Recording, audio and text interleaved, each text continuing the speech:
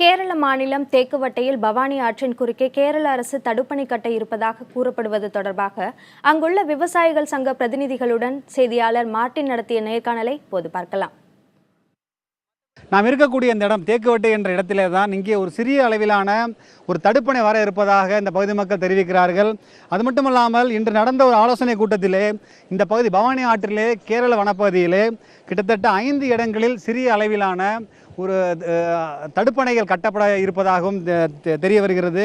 இது தொடர்பான தகவல்களை நம்மிடம் பகிர்ந்து கொள்வதற்காக இந்த அட்டப்பாடி பகுதியின் விவசாயிகள் துணைத் தலைவர் விவசாய சங்க துணைத் தலைவர் ராதாகிருஷ்ணன் இங்கே இருக்கிறார். வணக்கம்.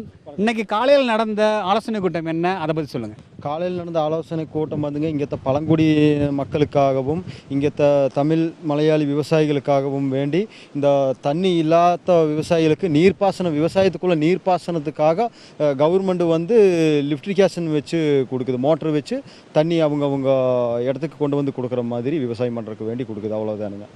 இந்த பவானி ஆற்றில் கேரள பகுதியில் எத்தனை இடங்களில் இது போன்ற தடுப்பணைகள் வருது, அதோட உயரம் என்னன்னு சொல்லுங்கள்.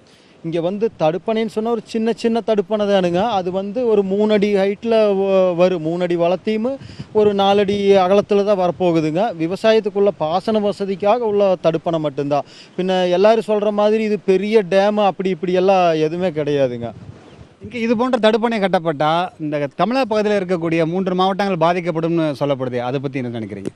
இல்லைங்க, அப்படியெல்லாம் எந்த பாதிப்பும் வராது. இவங்க தடுப்பணையை கட்டி கொடுக்காட்டியுமே இங்கே நாங்கள் வந்து அந்த தண்ணியை யூஸ் பண்ணிட்டு தான் இருக்கிறோம். இங்கே விவசாயிங்க வந்து எடுத்துகிட்டு இருக்கிறாங்க. அப்போ விவசாயிங்களுக்கு கொஞ்சம் தண்ணி தேக்கி கொடுக்கலாங்கிற ஒரு இதில் மட்டும்தான் கவர்மெண்ட் இங்கே ஒரு தடுப்பணை கட்டலாங்கிற ஆலோசனை பண்ணிகிட்டு இருக்குதுங்க.